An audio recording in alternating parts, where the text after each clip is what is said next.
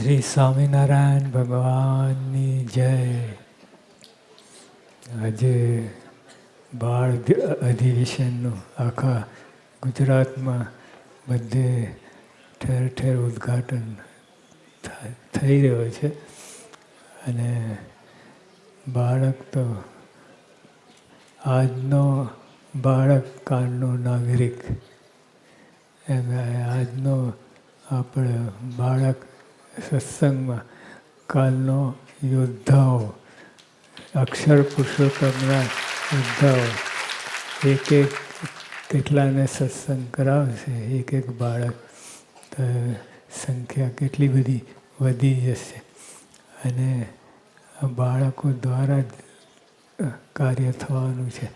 બાળકમાંથી યુવક થશે, યુવકમાંથી કાર્યકર થશે અને બધું આગળ ને આગળ વધ્યા જ કરશે. અને બાળકો એમની બુદ્ધિ ચોખ્ખી હોય એટલે બધું જલ્દી ગ્રહણ કરે. આપણી બધી બુદ્ધિ દોડાયેલું હોય એટલે જગતના સંકલ્પ ચાલે, બીજા સંકલ્પ ચાલે એમાંથી. અને બાળકો એક પવિત્ર બુદ્ધિ હોય, ચોખ્ખી હોય એટલે જલ્દી પકડે બધું અને સાર ગ્રહણ કરે. અને આપણે તો સીધા બાળકો ઘરગુથીમાંથી સંસ્કાર આપવાને, સત્સંગના જ સંસ્કાર, અને બીજા આડેઅવળે જાય નહીં. અને સત્સંગનો સંસ્કાર મળે. એ સત્સંગનો સંસ્કાર બહુ જુદી વાત છે. આપણે આ સંસ્કાર બધા બાળકોને બીજે બધે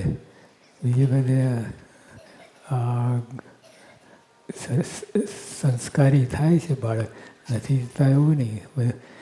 પણ આપણે તો મોર જ્ઞાન અક્ષરને પુરુષોત્તમનું એ મહારાજ અને સ્વામી બ્રહ્મ અને પરબ્રહ્મની વાત એના જીવમાં એ જે મૂળ છે. અને બીજે બધે સંસ્કારી થાય એની ના નથી. બધું વિશેષ ભણે, બધું કરે અને આપણા સંસ્કારમાં તો પાયાની વાત મહારાજ સ્વામી બ્રહ્મ એ મૂળ છે. આ બધા અનંતકોટી બ્રહ્માંડોમાં જે બધું ચાલી રહ્યું છે એના મૂળમાં મહારાજ ને સ્વામી છે. અને એ સંસ્કાર તો બહુ મોટા ભાગ્ય હોય તેને આ સત્સંગ મળે. હમણાં જ એક બાળકે વાત કરી હતી, આનંદ બ્રહ્માંડનો રાજા હોય અને સત્સંગ ના હોય તો એનું જીવન અલેખે છે. અનંત બ્રહ્માંડનો રાજા સહેલી વાત નથી.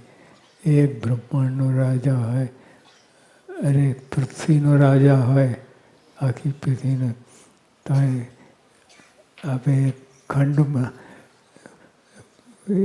આપણે ભારત દેશ અરે આખું દુનિયા 9 ખંડમાં વહેંચાયેલી છે.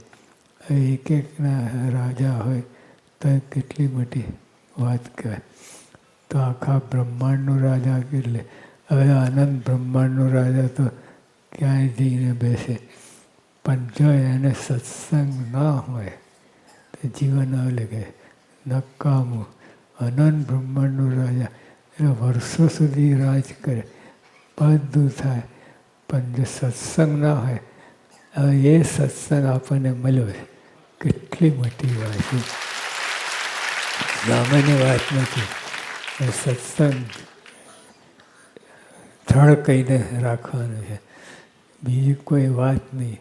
એટલે જો તમે ભલે ગરીબ હો, પગમાં જોડા ના હોય, એ તો બધું દેહનું રાજા થાય ને કાલે રંગ થાય ને ગરીબ થાય ને શેઠિયો થાય, એ તો બધું આ લોકનું છે. અને આ લોકમાં છાતી દેહ આજે રાજા હોય અને આવતીકાલે લે ભાગવું, ગબડી પડે, બધું એ બધું એમાં કંઈ માલ નથી. પણ આપણને જે વસ્તુ મળી છે એ પૂર પાયાની, અંત એના પછી કોઈ કલ્યાણ નથી. મોક્ષની વાત આત્યંતિક કલ્યાણ. કલ્યાણ તો બીજા બધા થાય છે, પણ આત્યંતિક કલ્યાણ એના પછી કોઈ કલ્યાણની વાત નથી. એવી આપણે વાત મળી છે. એટલે સત્સંગ છોડતા નહીં. ગમે એવું સુખ દુઃખ આવે, અને સુખ દુઃખમાં શું છે? સુખ દુઃખ આ લોકનું બધા દેહના કૂટણા છે. એમાં સુખ દુઃખ આવે એ તો બધું. અને આમાં સુખ દુઃખ તો બધાને આવે છે. સત્સંગ ના કરતા હોય તો એને સુખ દુઃખ તો આવે છે. પણ સત્સંગી હોય એને એક સમજણ એવી ઉત્પન્ન થાય છે કે જેને કહીને સ્થિરતા રહે છે જીવનમાં. અને ગમે એવો ધંધો આવે, સુખ દુઃખ આવે, એમાં સ્થિરતા રહે. એ આ મોટો ફાયદો છે. અને પછી અંતે ભગવાનનું ભજન કરીને અક્ષરધામમાં બેસી જવાની. અને આ સુખ દુઃખ આવે છે સત્સંગી, એ પણ ઘડતર માટે છે. આપણે સીધે સીધું બધું થાય તો આપણને કિંમત ના અંકાય. પણ થોડુંક જરા હાલે પછી સત્સંગ થાય તો એની કિંમત એને મનમાં હોય. તો જો આપણે આ બાળકો એવા તૈયાર થઈ રહ્યા છે પાયામાંથી, અને બધા સુખ દુઃખ બધું જ એના મૂળ હાથમાં આવી ગયું. અને કેટલા એકાંતિક થશે, કેટલાક બધા કાર્યકરો થશે, કેટલાક મોટા મોટા, પણ બધું સત્સંગ શ્રીજી મહારાજની સમીપે આપણને લઈ જવાના છે. એટલે બહુ મોટી વાત છે. સત્સંગની કિંમત અંકાય એવી નથી. અનંત બ્રહ્માંડનો રાજા એને સત્સંગ ન મળે અને જીવન અલગ, એના ઉપરથી ખ્યાલ આવે છે કે આ સત્સંગ કેટલી કિંમતી વસ્તુ છે. અને સત્સંગ સહજાનંદી સત્સંગ. બીજા તો સત્સંગ બધા કરે છે, પણ સહજાનંદી સત્સંગ એ વિશિષ્ટ પ્રકાર. એમાં ધામ ધોઈને મુક્ત આ ત્રણ જ વસ્તુ રહે, બીજું કાંઈ ના રહે. એટલે આપણને એવી સચોટ સોલિડ સત્ય વસ્તુ, પરમ સત્ય છે એ વસ્તુ મળી છે. બસ શંકા રાખ્યા વિના એ આ સત્સંગમાં બધા પ્રત્યે દીવ ભાવ રાખીને, અને કોઈ ગડબડ ના કરે, અંદર હુંસાતુથી ના કરી, અને સીધે ભગવાન છે, સ્વામી છે, એ બે ધણી છે. પછી આપણે માથાકૂટ શું કરવાની? શાના માટે ઝઘડવાનું? આ ઝઘડવું હોય તો મારા સ્વામી માટે ઝઘડો, એમનું પક્ષ રાખો. આ બીજાના ઝઘડા પોતાના મમત્વ રાખીને આપણે બે પૈસાની કિંમત નથી આ સત્સંગની દ્રષ્ટિએ. હવે એને માટે દ્રઢતા પાકું રાખીને પાકું કરતા રહીએ છીએ, એ બધું બાલિશતા છે, બધું નકામું છે. આપણે અક્ષરને પુરુષોત્તમ ધામ ધોઈને મુક્ત આ ત્રણ રાખવા, તો એમાં તો બધી સારી વસ્તુ આવે.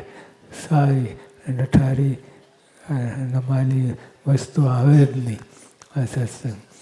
તે રીતે સત્સંગ કરવાનું.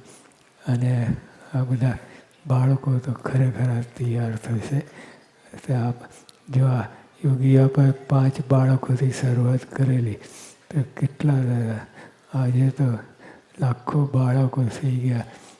અને એ રીતે વધતું જ જવાનું. અને આખું બ્રહ્માંડ રંગી જશે. સહજાનંદ સ્વામી મહારાજનું